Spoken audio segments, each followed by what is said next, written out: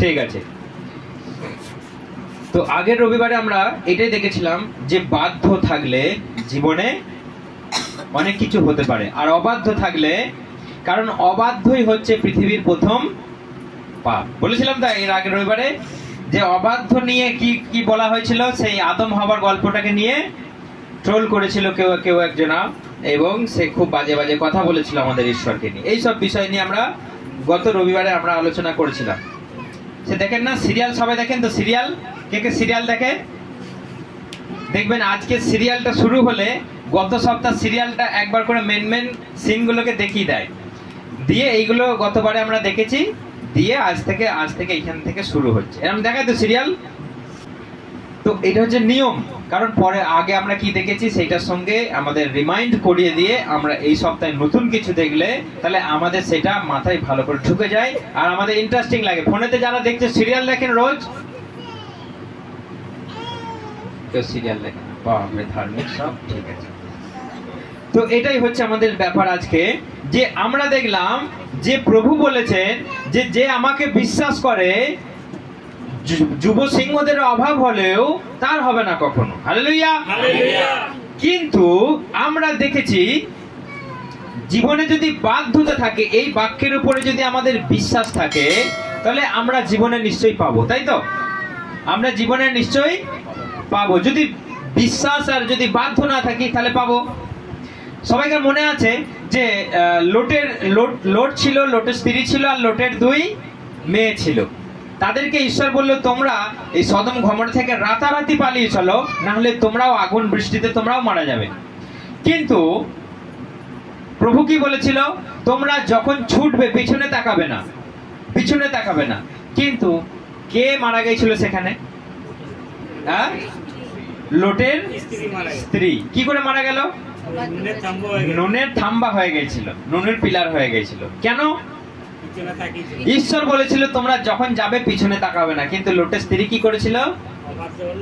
একবার পিছনে তাকালো, সঙ্গে সঙ্গে ওখানে নুন হয়ে গেল। দেখুন আমরা শুরু থেকে দেখতে পাচ্ছি যে ঈশ্বরের অবাধ্য হলে আমাদের জীবনে সব থেকে বড় ভয়ঙ্কর হবে।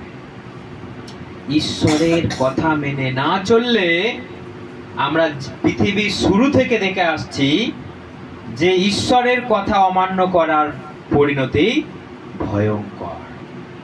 সেই জন্য আমাদেরকে ঈশ্বর এখানে বলেছে তোমরা যদি আমাকে বিশ্বাস করো তোমাদের কখনো অভাব হবে না, তোমরা যদি আমাকে অন্বেষণ করো তোমাদের মঙ্গলের অভাব হবে না, তোমরা যদি আমার পথে চলো, তোমরা যদি আমার মধ্যে থাকো, আমার বাক্য যদি তোমাদের মধ্যে থাকে, তবে তোমরা যা চাও তোমরা তাই পাবে। Hallelujah, hallelujah. তোমরা তাই পাবে, কিন্তু তোমরা তো বাধ্য নাও, তোমরা তো বাধ্য নাও। আমি একটা গল্প বলেছিলাম মনে আছে, সেই সারিপথের একটা বিধবা, তার বাড়িতে কে গিয়েছিল? কে গিয়েছিল? এলিও গিয়েছিল তার বাড়িতে। সেই বিধবা কতটা ধনী ছিল? কতটা ধনী ছিল? সেই বিধবার বাড়িতে কি ছিল শেষ পর্যন্ত? তার আটার পাত্রতে তলাতে একটুখানি আটা ছিল, এবং তার তেলের পাত্রতে একবার একটা রুটি করবার, পরোটা বানাবার মতো তেল ছিল। কিন্তু ঈশ্বর এলিওকে তার কাছেই যাবার জন্য পারমিশন দিল। যাও তুমি সেখানে দেখো একটা মহিলা আছে, সে মাঠে কাঠ কুড়তে গেছে, তার কাছে গিয়ে তুমি বলো গা আমি তোমার বাড়িতে থাকবো, তোমাকে আমাকে খেতে দিতে হবে। কিন্তু সেই মহিলা কি বলেছিল? মশাই, আমি আর আমার এই ছেলে দেখতে পাচ্ছ, আমরা এই কাঠ কুড়ুচ্ছি দেখতে পাচ্ছ, আমরা এই কাঠ নিয়ে গিয়ে আমরা বাড়িতে এতটুকু আটা পড়ে আছে আর এতটুকু তেল পড়ে আছে, একবার এই রুটি খাবো, দিয়ে আমরা মা বেটাতেও আমরা মরে যাবো, তুমি আমার বাড়িতে যাবে? আমরা আজকে এই শেষবারের মতো খাবো, কারণ আর খাবার নেই, আমরা শেষবারের মতো আজকে খাবো, দিয়ে আমরা মরে যাবো। কিন্তু এলিও কি বললো? তোমার বাড়িতেই আমি যাব, আর তুমি সেখান থেকে প্রথমে আমাকে করে এনে দাও। এত বড় কথা। তারা দুজনা শেষবারের মতো খাবে, তারা খিদেই মরে যাচ্ছে, তারা কম করে হলেও 1 সপ্তাহ আধ পেটা খাচ্ছে, 1 সপ্তাহ ধরে তারা আধ পেটা খাচ্ছে, আর আজকে শেষ খাবার। এলিও তাকে বলছে সেখান থেকেই তুমি আমাকে এনে দাও। Hallelujah, hallelujah. আজকে আমরা বলি না যে দান দাও, দশমাংশ দাও, কিন্তু আমরা তো সবাই গরিব। সবাই আমরা যদি বলি যে আমরা তো গরিব, কোথায় পাবো, কি করে দেব, দিন আনা দিন খাওয়া। অনেক আমরা বেশিরভাগ মানুষই খুব গরিব, কিন্তু কি করে প্রভু আমি তোমাকে দান দেব, কি করে আমি তোমাকে দশমাংশ দেবো, আমাদের তো কিছুই নাই। কিন্তু সেই বিধবাটার দিকে যদি আমরা তাকাই, এলিও বলল তুমি সেখান থেকে আগে আমাকে এনে দাও, তারপর তোমরা খাবে। আমাদের অবস্থা তো সেরকম। আমরা যখন বলি যে আগে তুমি মণ্ডলীতে নিয়ে এসো, আগে তুমি মণ্ডলীতে তুমি দাও, সেই কথাটার সঙ্গে যদি আমরা তুলনা করি দেখা যাবে একই কেস। কিন্তু সেই বিধবার মতো কি আমরা করি? সেই বিধবার মতো কি আমরা করি? যদি আমরা করি তাহলে কি হবে? আমরা আগে দেখি, আমার সঙ্গে সবাই বাইবেল বার করি, না হলে হয়তো বলবে সব গল্প বলছে, মন গড়া গল্প। আমার সঙ্গে রাজাবলী সবাই বার করুন তো দেখি। সবাই প্রথম রাজাবলী 17 অধ্যায়, প্রথম রাজাবলী 17 অধ্যায় 13-12 থেকে পড়ি আমরা, তাহলে ক্লিয়ার বুঝতে পারবো আমরা। আমার কাছে একটা রুটি নেই, শুধু এক মুঠো ময়দা আর ভারী সামান্য একটু তেল পড়ে আছে। হ্যাঁ, এখান থেকে গোটা 2 কাঠ কুড়িয়ে নিয়ে বাড়িতে নিয়ে গিয়ে আমারও আমার ছেলেটার জন্য খাবার তৈরি করে শেষবারের মতো খাবো, তারপর অনাহারে মারা যাব। এলিও তাকে বললেন, ভয় নেই, যাও খাবার তৈরি করো গিয়ে। তবে তোমার যেটুকু ময়দা আছে তাই দিয়ে প্রথম আমার জন্য ছোট একখানা রুটি তৈরি করে নিয়ে এসো, তারপর বাকিটা দিয়ে তোমার আর তোমার ছেলের জন্য রুটি করো। কারণ ইসরায়েলের ঈশ্বর প্রভু পরমেশ্বর বলেছেন, যতদিন না আমি পৃথিবীতে বৃষ্টিপাত করি ততদিন তোমার ময়দার পাত্র শূন্য হবে না বা তোমার তেলের ভার শুকাবে না। হালেলুয়া! দেখুন, ঈশ্বর বলেছে এই কথা যে যতদিন এই পৃথিবীতে 3 বছর বৃষ্টি হবে না। এলিও বন্ধ করে রেখেছে আকাশকে। 3 বছর এই পৃথিবীতে বৃষ্টি হবে না, যতদিন না বৃষ্টি হবে এই পৃথিবীতে তোমার ময়দার পাত্র তেলের পাত্র কখনো শেষ হবে না। হালেলুয়া! প্রভু বলেছে তুমি যদি আমাকে দাও আমিও তোমাকে দেব, তুমি যদি আমাকে দাও আমিও তোমাকে দেব। তুমি যেরকম দেবে, ঝাঁকিয়ে নাড়িয়ে উঠছে, তুমি আমাকে যেরকম দেবে আমিও তোমাকে সেরকমই দেবো। হালেলুয়া! এই কথাটা কি বিশ্বাস হয় না হয় না? যে আমি যেমন প্রভুকে দেবো প্রভু আমাকে দেবে। দেখুন এখানে সেটাই লেখা রয়েছে যে 15 থেকে পড়ি, 15 থেকে। বিধবা নারী তখন এলিওর কথা মতো কাজ করলো, তারপর থেকে তাদের সকলের অনেকদিন খাবারের অভাব হয়নি। এলিওর মাধ্যমে প্রভু পরমেশ্বরের প্রতিশ্রুতি অনুযায়ী তাদের ময়দার পাত্র খালি হয়নি আর তেলের ভার শুকিয়ে যায়নি। হালেলুয়া! এখানে সুন্দর লেখা রয়েছে, এলিওর দ্বারা যে বাক্য বলিয়াছিলেন তদনুসারে ওই ময়দার জ্বালা শূন্য হলো না, তেলের ভারও কখনো শুকিয়ে গেল না।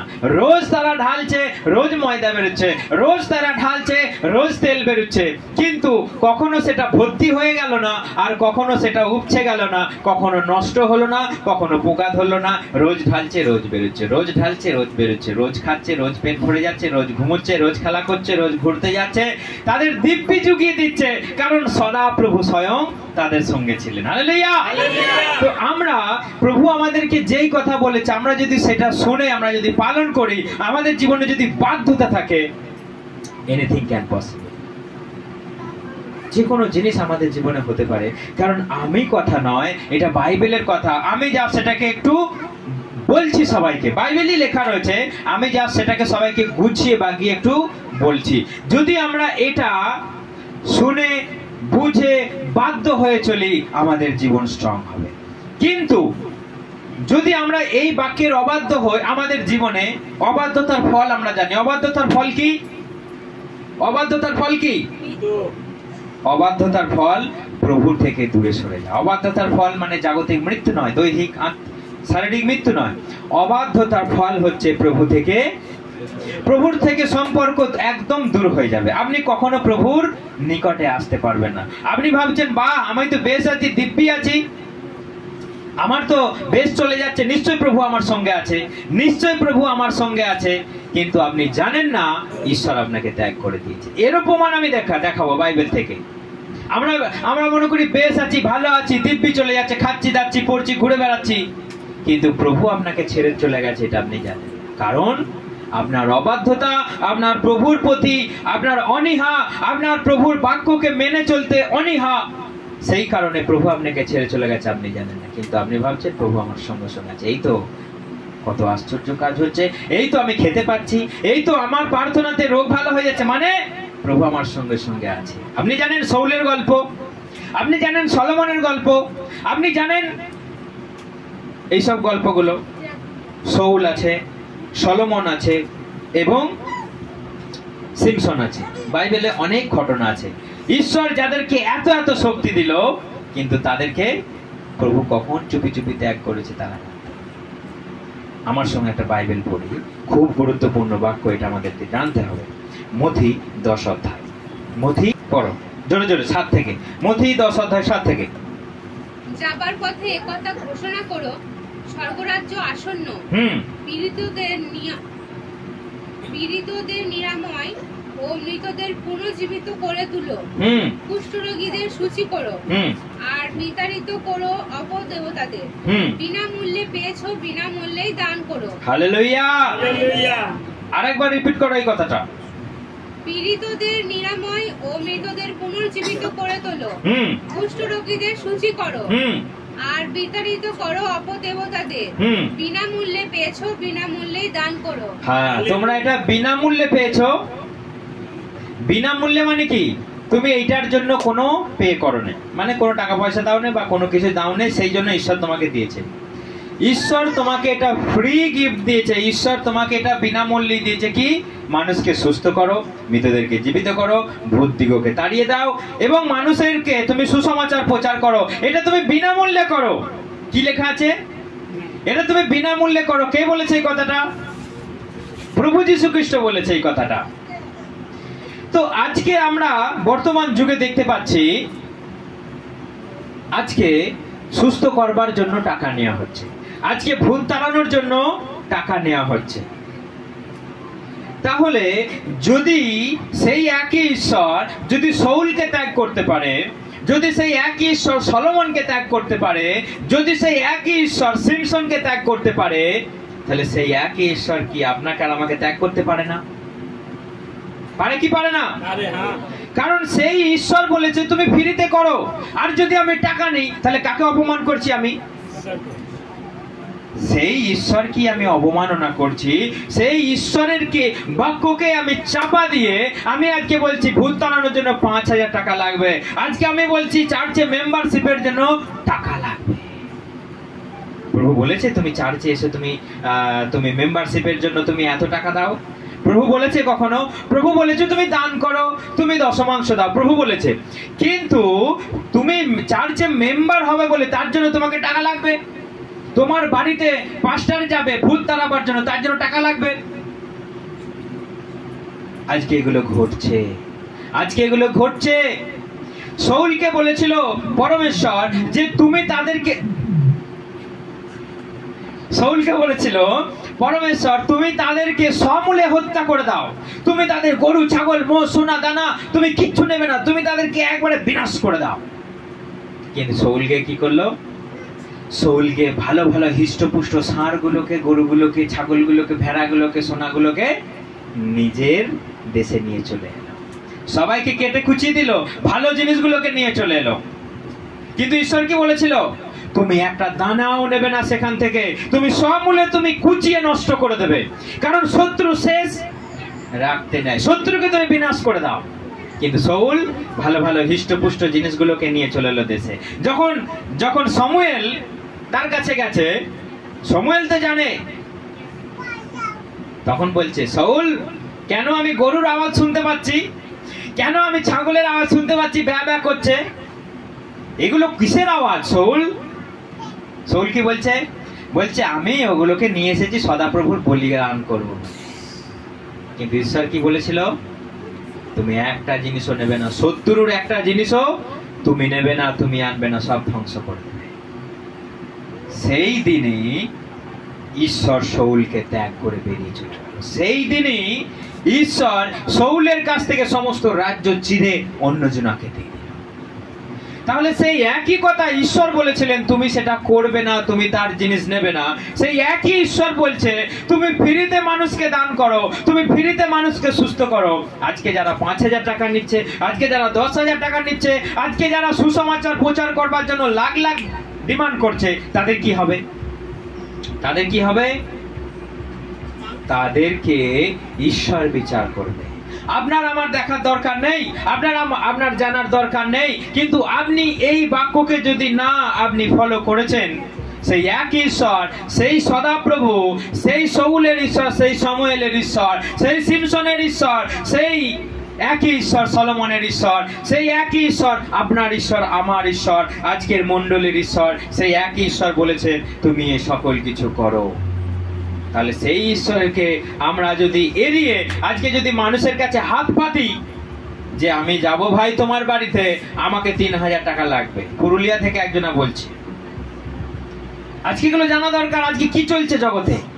আজকে মনে করছে বেশ করছি, ভালো করছি, আজকে মেম্বারশিপের জন্য টাকা লাগছে, সারা বছর তুমি মানে একটা করে কি বলবো, ওটা ভ্যালিডিটি টাইম আছে যে তুমি এত টাকা 5,000 টাকা দিয়ে মেম্বারশিপ নিলে তোমার 1 বছর চলে যাবে, পরের বছর তোমাকে আবার রিনিউ করে আবার মেম্বারশিপ নিতে হবে। ঈশ্বর কখন তোমার থেকে ভাগ করে দেবে, ঈশ্বর কখন তোমার কাছ থেকে আত্মাকে দূর করে দেবে তুমি জানতেই পারবে না, তুমি বুঝতেই পারবে না। কারণ এটা বর্তমান যুগে চলছে, এটা বর্তমান যুগে ঈশ্বর যেই কথা বলেছেন মানুষ আজকে অমান্য করেছে, মানুষ আজকে অবাধ্যতার মতো জীবনযাপন করছে। তাহলে সেই একই ঈশ্বর যদি আদম আর হওয়াকে বিতাড়িত করতে পারে, সেই একই ঈশ্বর কি একটা পাস্টারকে বিতাড়িত করতে পারবে না? হ্যালো, ইয়েস আর নো? ইয়েস। কারণ আপনি চিন্তা করুন, আপনাকে যেমন ঈশ্বর মনোনীত করেছে, ধৌত করে নিয়ে এসেছে, আদম হওয়াকে কি বানের জলে ভাসিয়ে নিয়ে এসেছিল? আদম হওয়াকে কি করেছিল? আদম হওয়াকে নিজে হাতে করে বানিয়েছিল। আপনি আমি যেমন গুরুত্বপূর্ণ, আদম হওয়াও সেম তাদের কাছে, ঈশ্বরের কাছে গুরুত্বপূর্ণ ছিল।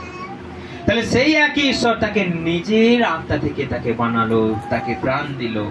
তাহলে তাকে যদি বিতাড়িত করতে পারে, আজকে সেই বড় ভাববাদীকে তাড়িয়ে দিতে পারবে না। কারণ ঈশ্বর বলছে দূর হয়ে যাও আমার চোখের সামনে থেকে, দূর হয়ে যাও আমার চোখের সামনে থেকে। কাকে বলছে এই কথাটা? সেই বড় ভাববাদীকে বলছে, সেই বড় পাস্টারকে বলছে, যে ভূত তাড়িয়েছে, যে ভাববাণী বলেছে, যে মানুষকে সুস্থ করেছে, যে মরাকে জীবিত করেছে, তাকে বলছে আমি তোমাকে কোনো কালই চিনি না, তুমি আমার চোখের সামনে থেকে বেরিয়ে যাও।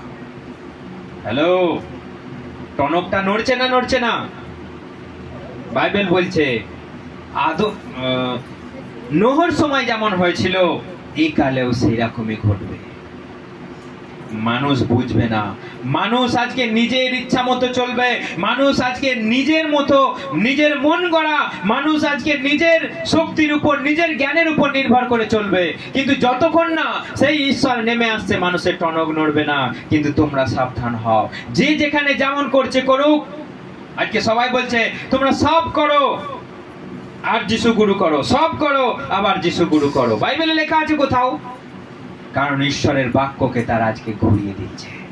শয়তান যেমন আদম হওয়ার কাছে ঈশ্বরের কথাকে ঘুরিয়েছিল, আজকে সেই একই দিয়াবল, সেই একই শয়তান সমস্ত মানুষের ভেতরে ঢুকে গিয়ে, পাস্টরের ভেতরে ঢুকে গিয়ে ঈশ্বরের বাক্যকে আজকে ঘুরিয়ে দিচ্ছে। তারা আজকে হাত পাচ্ছে মানুষের কাছে। গরিব মানুষ 5,000 টাকা একটা মানুষের কাছে নিল ভূত তাড়ানোর জন্য, একটা পাস্টার, পুরুলিয়ার একটা পাস্টার। তার কাছে গেল, গাড়ি ভাড়া 3,000 টাকা খরচা। কত গেল? 8,000 টাকা গেল। পাস্টার কাছে প্রার্থনা করে নিয়ে চলে এলো, সুস্থ হলো না। সেই একই তার শরীরে জ্বালা পোড়া রোগ, একই তার শরীরের গন্ডগোল। দিয়ে পাস্টারকে ফোন করছে, পাস্টার ভালো হয় না। পাস্টার আবার বলছে 3,000 টাকা দাও। মুগুরি করে মারা দরকার ওই সব পাস্টার গুলোকে। এখনো বলছে 3,000 টাকা দাও, আমি তোমার বাড়ি থেকে প্রার্থনা করবো। 3,000 টাকা দিলে তোমার বাড়ি থেকে সুস্থ হবে, এর কোনো গ্যারান্টি আছে? আজকে বাইবেলকে আজকে কলঙ্কিত করছে, আজকে যিশু প্রভুকে আজকে কলঙ্কিত করছে, আজকে এরা বদনাম ছড়াচ্ছে আজকে মানুষের সমাজের মাঝখানে। আগে তো এই ভবনগুলো গোষ্ঠীর পিণ্ডি চটকে দিচ্ছে, সব করো, সব করো, সব করো, ধেই ধেই ধেই ধেই ধেই ধেই করো, আবার যিশু যিশু যিশু যিশু করো। আবার যদি এই ধরনের পাস্টারগুলো আজকে মানুষকে টাকা চেয়েছে, আজকে যদি মানুষের মনগুলোকে যদি ভেঙে দেয়, তারা আর কখনো যিশুর কাছে আসবে? প্রত্যেকটা কথায় কথায় টাকা চাইছে। মন্ডলীতে আজকে এই আছে, টাকা দিতে হবে, মন্ডলীতে আজকে তাই আছে, টাকা দিতে হবে। মানুষকে টাকা মানি মাইন্ডেড করে মানুষকে আজকে ভেঙে ফেলছে। প্রভু বলছে যে কার্যকারী সে বেতনের যোগ্য। আমার সঙ্গে বাইবেল পড়ুন, 9 থেকে, মথি 10:9 থেকে আমরা পড়ি। সঙ্গে সোনা রূপো এমনকি আমার পয়সাও নিয়ে যেও না। হ্যাঁ, যাত্রা পথে কোনো ঝুলিও নিও না। বাড়তি কোনো জামা, জুতো কিংবা ছড়িও নিও না, কারণ শ্রমিক তার ভরণ পোষণ পাওয়ার যোগ্য। Hallelujah, hallelujah. আমরা আরেকবার এই বাক্যটাই আমরা রিপিট করি, আরেকবার। সঙ্গে সোনা রূপো এমনকি তামার পয়সাও নিয়ে যেও না। যাত্রাপথে কোনো ঝুলিও নিও না। বাড়তি কোনো জামা, জুতো কিংবা ছড়িও নিও না, কারণ শ্রমিক তার ভরণ পোষণ পাওয়ার যোগ্য। হ্যাঁ, কারণ যে কার্যকরী সে নিজ আহারের যোগ্য। হালেলুয়া। অর্থাৎ যে কার্যকারী সে বেতনের যোগ্য, যে কার্যকারী সে আহারের যোগ্য, যে কার্যকারী সে ভরণ পোষণেরও যোগ্য। তুমি কিছুই নিও না, তুমি সঙ্গে তুমি কিছুই নিও না। তুমি যাও, দেখবে তুমি দেবে, তোমাকে যার বাড়িতে তুমি যাবে সেই তোমাকে দেবে, সে তোমাকে মন থেকে দেবে, সে তোমাকে ভালোবেসে দেবে, সে সুস্থ হলে তোমাকে দেবে, সে ভূত থেকে মুক্তি পেলে তোমাকে দেবে। কিন্তু তুমি তার আগেই বলছো বাবা দুটো ভিক্ষা দাও, বাবা দুটো ভিক্ষা দাও। একে ভিখারি, পাস্টারের আগে ভিখারি হয়ে গেছে, পাস্টারের আগে ভিখারি হয়ে গেছে। কিসের জন্য না? তার আগে এরোপ্লেনে উড়ে বেড়াবে হাফ প্যান্ট পরে।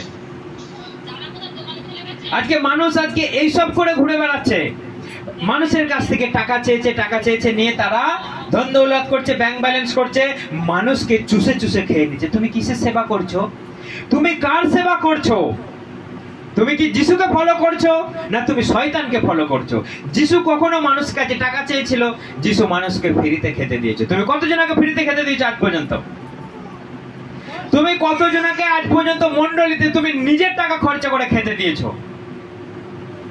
কারণ প্রভু 5টা রুটিতে 5000 লোককে খাইয়েছিল। তাদের কাছে টাকা নিয়েছিল, এ খেয়ে কিন্তু 10 টাকা করে দিয়ে যাবে বলেছিল, এ খেয়ে 1টা করে সিকি দিয়ে যাবে বলেছিল।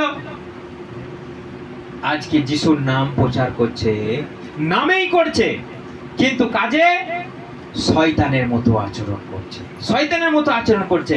সবাই বলছে আমি বড় বড় সেবা খুলে বসে আছি, আমার এই প্রতি সানডেতে আমরা খেতে দিই, প্রতি সানডেতে আমরা খেতে দিই, কিন্তু খাওয়ার পেছনে ক টাকা করে লাগে সেখানে তুমি টাকা যাই মানছি এটা খরচা আছে, কিন্তু তুমি মানুষকে টাকা চেয়েছে মানুষের মনকে তুমি ভেঙে দিচ্ছ। তুমি বলছো না এটা দিতেই হবে তোমাকে দশমাংশ, সে বলছে দেব, ঠিক আছে, সে মন থেকে দেবে, সে ভালোবেসে দেবে, সে ঈশ্বরকে দেবে। তুমি বলছো না ওই টাকাটাই তোমাকে দিতে হবে। তুমি একটা মানুষকে মেরে দিচ্ছ, গলা টিপে মেরে দিচ্ছ। সেই মানুষটা যখন মণ্ডলী ছেড়ে চলে যাচ্ছে, সে বাইরে গিয়ে খুব ভালো কথা বলবে, সে যিশুর বদনাম ছড়িয়ে বেড়াবে যে ওখানে গেলে শুধু টাকা চায়, পাস্টারেরা শুধু হাত পেতে টাকা ঘুরে বেড়ায়, তারা নামে সেবা করছে আর মানুষের কাছে চেয়ে ঘুরে বেড়াচ্ছে। এই ধরনের পাস্টারেরা সাবধান হয়ে যান, কারণ প্রভু বলেছে তোমরা বিনামূল্যে করো। আর তুমি যদি এর এগেনস্টে যদি টাকা নাও, তুমি শাউলের কথা একবার চিন্তা করো, তুমি সলোমনের কথা একবার চিন্তা করো।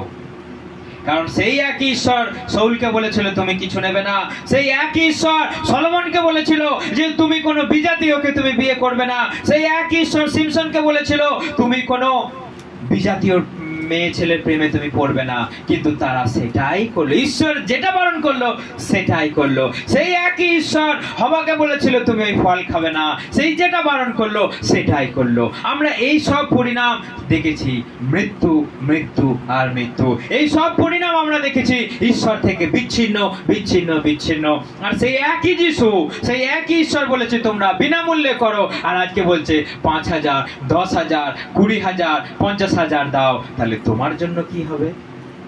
তুমি কিন্তু এটা বুঝে শুনে জীবনযাপন করো, ঈশ্বরের সেবা করছো, খুব ভালো। ঈশ্বর বলছে আমি এখন ছেড়ে দিয়েছি মানুষকে, তুমি চলেই যেতে পারো, যেখানে খুশি যেতে পারো, কিন্তু এক সময় আমি সুতো ধরে টানবো, তখন তুমি কোথায় যাবে?